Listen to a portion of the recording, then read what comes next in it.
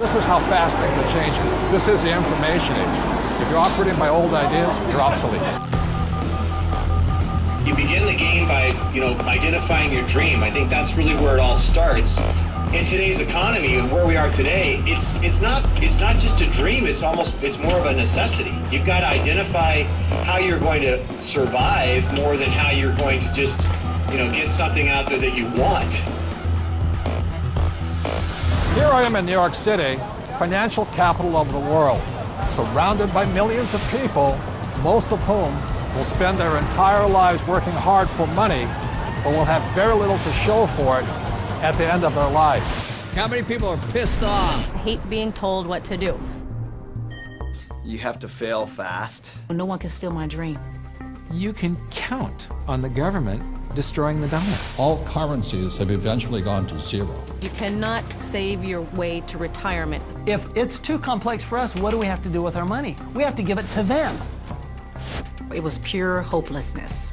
It was just 100% survival. Somebody's buying it. The public isn't buying it yet, but somebody is. How bad do you want it? That's the question.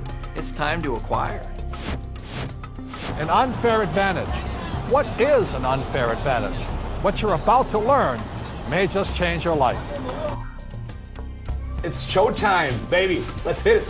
The greatest opportunity in the history of mankind is here. We're in the greatest economic change in the history of the world. This is going to be the biggest wealth transfer in my lifetime. We've got an entire society that has been built up over the years with the idea that financial institutions are a better place to put your money than to take control of your own life. If you have a solid financial education, taxes, debt, inflation, and retirement can make you richer, not poorer. The rich will get richer and the poor and middle class, gone. I was around my brother who was a part of a gang, who ran a gang, and that's a lot like running a business. Most people run from problems, and the truth is that's where the opportunities are. This really is a perfect financial storm. So I am optimistic about the future. It's going to crash. The next big economic boom will not be from the internet or China or India, but will be from empowering women. A big part of success is failing so many times that you learn and learn and learn your lessons. Robert says all the time that if you're not being successful, it's because you're not making enough mistakes. People think that cash is like a safe place to be, a place to park your purchasing power. And I think cash is the worst investment that you can have. And if you follow an economist, you're in trouble. Okay, you want to have barely enough income to survive, if you're lucky. Go do 401ks, go do mutual funds, be my guest. This is the best time to talk about this because people have had a shift of context with this economy. To change your financial life often involves changing your mindset. It really is where it starts, is the attitude, it's the mindset, it's the decision that you're going to, take responsibility for your own financial life. Knowledge is money. Show business.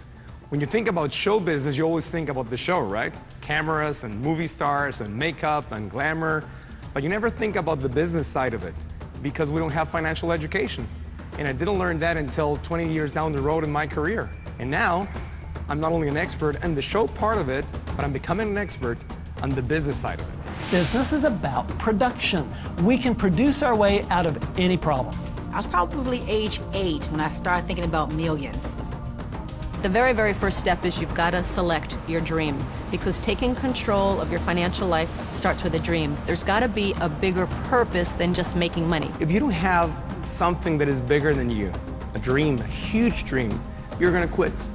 Your friends and who you hang out with, whether you're a child or whether you're an adult, will dictate your destiny and your future. And so you have to be picky and choose your surroundings very carefully. It's creativity. It's brainstorming. It's being around like-minded people. People have so many emotions attached to money. And it might be because of how their parents thought about money, or an experience they had around money that, they think it's evil, or they think rich people are bad people, and all of this stuff. But if you just break it down, money is just a tool to be used in this world. Everybody today uses money, like it or not. The absolutely fastest way to put money in your pocket is to reduce your taxes. Gold and silver have been the safe haven asset for every second of the last 5,000 years. My real estate that we own, through depreciation, wipes out most of our taxable income. It just makes so much sense to me, and it's so much easier. I went to war to fight for capitalism.